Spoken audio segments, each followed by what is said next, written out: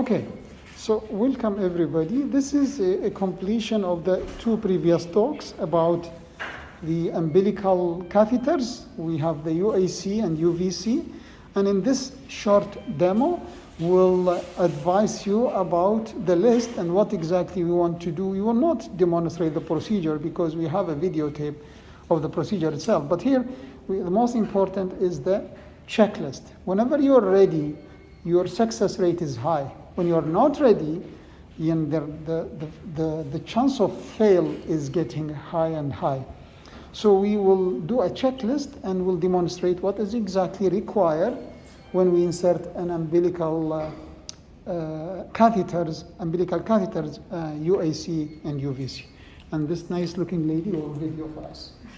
Okay, so let's start. You will read for us the checklist. First one, equipment. Yes, the equipment. First, we have the UVC set. Oh, so these are the UVC set. This one open So it contains a set of required tools, including the artery forceps, the holders, the scalpels, scissors. So these are very important when you do that. And the checklist is here. So you always have to check and see. And then you need to count this before and after the procedure, just in case, in this catheter is unlikely to lose one inside the baby, but when you do a procedure, it's important to check the number of these tools before and after the procedure for any missing. Okay, so first we will check the supplies. Next. Then next is the antiseptic solution we are using. So we are using either alcohol solutions. Now this is very important. If you use betadine, you need to clean it right away after using it. The reason why is because it can burn the skin. The second, when you have alcohol, especially if it's more than 30%, because some of them are 70%. So if it's more than 30%, it can burn the skin. So for babies less than 1,500 grams, and especially those below 1 kilogram, we need to use a sterile water instead to make sure we are not damaging the skin. The skin are so skincare is very important, including using of antiseptic solutions, and also if you're using adhesive tapes.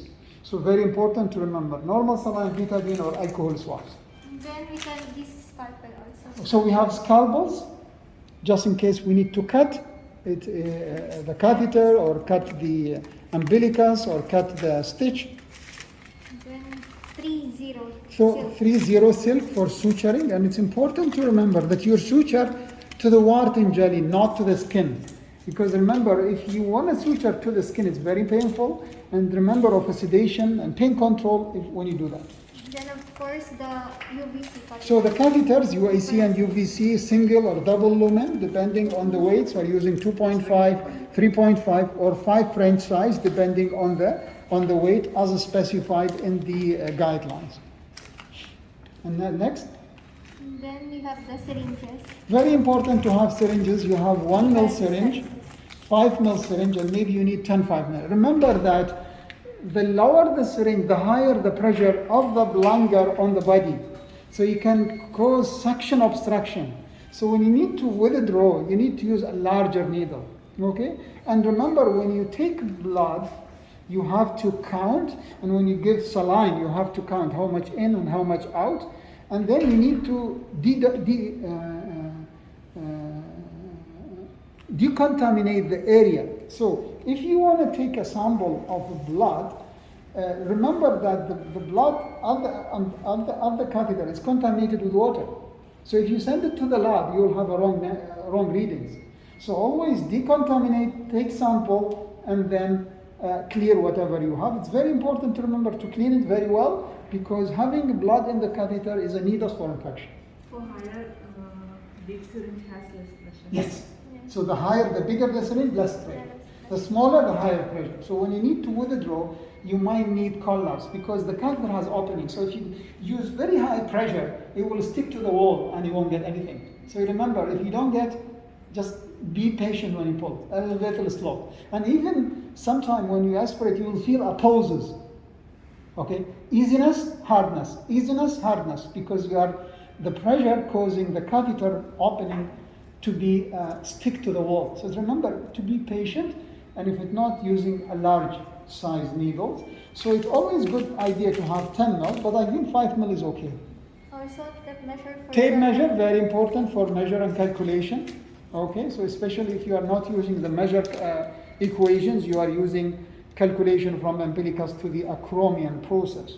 Umbilical cord for the- Okay, so these are the tapes that we're using, the tagaderm, 2 tagaderm here, and this is used for bridge. It's very important to remember in babies less than 1500 grams, and especially those less than 1 kilo, these are not advisable.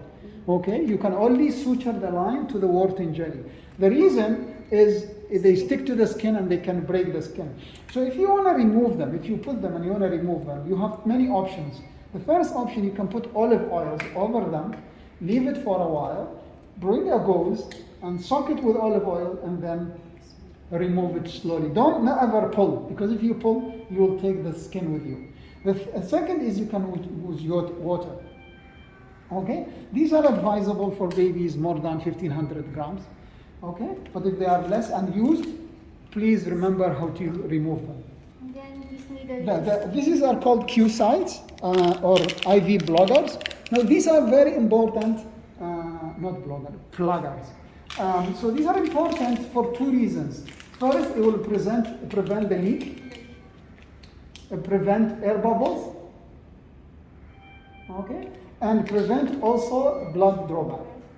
So very important, these are stoppers, very important. And then The 3-way stopcock UAC. for UAC, it's always good to put a red mark here, but I don't think we have available. But if you put a red mark, because if you want to use stopcock for the UVC, you will know the blue is the, yeah. So it's always important to use a red mark for UAC, and if you use 3 ways for the UVC, it should be blue mark. So that's the way you differentiate.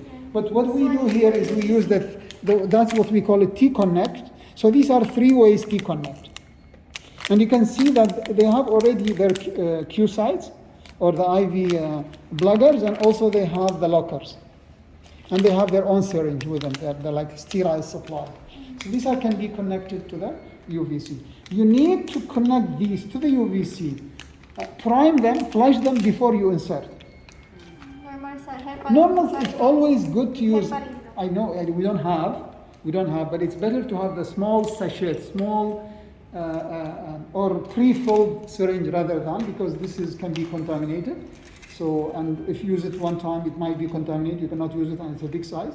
So it's better to have the small size. I don't think we have it here in the hospital, but it's a good idea to have a small size, single use. You take it, you throw it. But we don't have it. Drapes and So the drapes are very important. Remember, this is very important. It's a stick to the skin.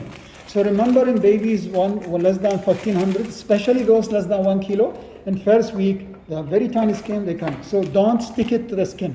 Very important to remember.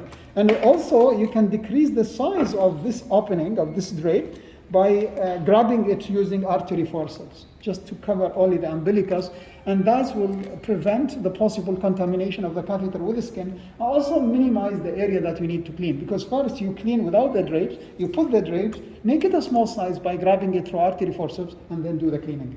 sterile gloves. Sterile, we need 2 types. Here we have only 1 type, so we need 2 by 2, but also we need 4 by 4. Remember always. Yeah, so we need 2 by 2. That's very important to have, because the 4 by 4 is big for the baby, but also we need 4 by 4. It's here. Yeah, any other? Sterile gown. Sterile gown for the gloves, Different sizes. the different sizes. It depends on the size of the person. Hemostat if there's Hemostat is very important for bleeding. Blood culture, because mostly we take sample. We have to be ready for the tubes for blood sample. And also you have to have the blood gas syringe if you're doing UAC. So it's very important to have the blood gas syringe.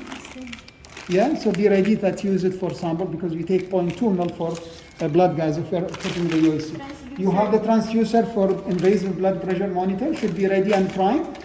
And it should be prepared by a person who's not doing the procedure. It's very important to do that, to set it, and it should be ready for. You just need to connect this. And it's very important to remember that this transducer should be at the level of the baby. It should not be higher, it should not be lower, because it will affect the reading. Now, some people say invasive blood pressure might be incorrect. Now the response to that, even if it's incorrect, the trend is correct. Because once you have incorrect reading, you always can correct. So the trend of that. So I think invasive blood pressure is very important first few days, especially when you're using imatrons. Anything we missed? Yeah, so this you connect. You need to set, I think we have a video how to connect the invasive blood pressure monitor. The doctor should have a hat, a head cap, and also you should have a mask, and then we can start the procedures. It's very important to have this list, check it between the physician and the nurse, having a documenting person before we start the procedure. So we have all the tools, and then we need to prime everything. Prime the lines, prime the T connectors or the three-way stopcock. Not only that, the measurement should be done before. And also the size of the catheters. So whether it's a 2.5 or 3.5 or 5, or it's a single lumen or it's a double lumen. I always prefer a single lumen and connect it to three ways. The reason for that, because when I don't need them, I throw them. Double lumen, you have two access. Both of them need to work. Okay, and if you have a a fluid restriction, you will be having a big problem because you need to give separate. Okay, so but if you use this, you can always take it out, change it with a single lumen T-piece instead of having double lumen.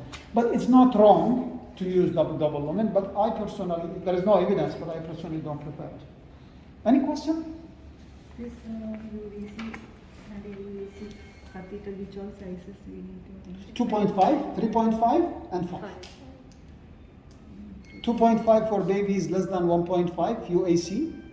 3.5 for UVC less than 1.5. And 5 for babies bigger than that. I think 2.5 is not. It's okay. We can always read 3.5.